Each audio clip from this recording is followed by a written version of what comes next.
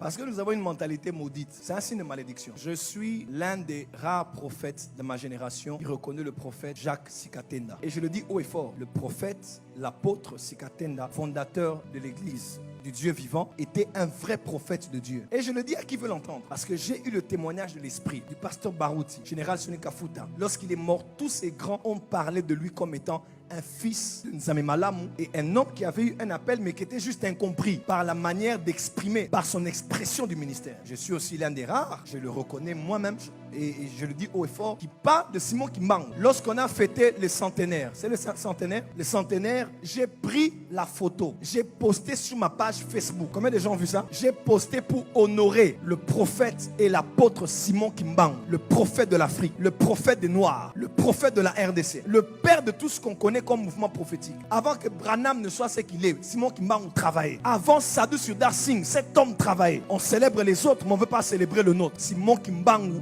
était un vrai prophète de Dieu. Je ne parle pas des ismes. Après chaque héros de la foi, ceux qui viennent après créent des légendes, même des fois des mensonges, des exagérations, des modifications de l'histoire. Je ne parle pas des ismes qui viennent après. Je parle des hommes lors de leur vivant. Il y a beaucoup de ismes. Autour de Luther, on crée des ismes. Autour de Branham, je ne parle pas des ismes. Je parle des hommes de leur vivant qui ont aimé Jésus et qui ont servi Dieu. Pas de ce que les autres font après. Parce que ce qu'on fait après, il y a des bons et des mauvais et il y a beaucoup de légendes qu'on regarde. Il y a même des témoignages des choses qui n'ont même pas fait qu'on invente. Juste pour les mettre sur un piédestal. Simon Kimbangu est un vrai prophète de Dieu. Et moi je prie, quand je prie dans ma chambre de prière, le Dieu de Simon Kimbangu, le Dieu de Kimpamvita. Oui, je suis congolais, mon sang est congolais. Avant moi, il y a des hommes qui ont prophétisé ici. Il y a des personnes qui ont annoncé les oracles de Dieu ici. Ils n'étaient pas forcément dans la peau des chrétiens, mais c'est Dieu qui les avait suscités. Pourquoi je n'ai pas mis Simon Kimbangu? Parce que les photos que l'on a mis là sont les photos des généraux qui sont morts récemment. Toutes les photos, c'est ceux qui sont morts minimum les 10 dernières années. Parce que si on doit aller plus loin, on va mettre beaucoup plus de visages. J'ai pris seulement les images des hommes de Dieu que l'on connaît qui sont morts récemment, parce que le thème c'est lorsque les généraux s'en vont. Les gens peuvent se rappeler facilement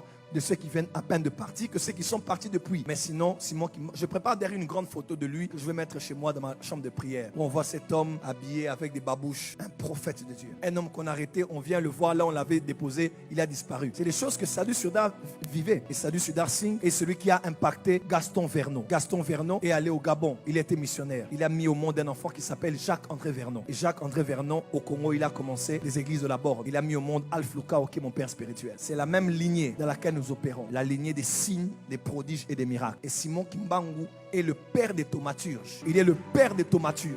Il est le père des voyants. Le père des... Ici, en Afrique, je ne connais pas. Il n'y a pas eu un prophète en Afrique comme le prophète Simon Kimbangu.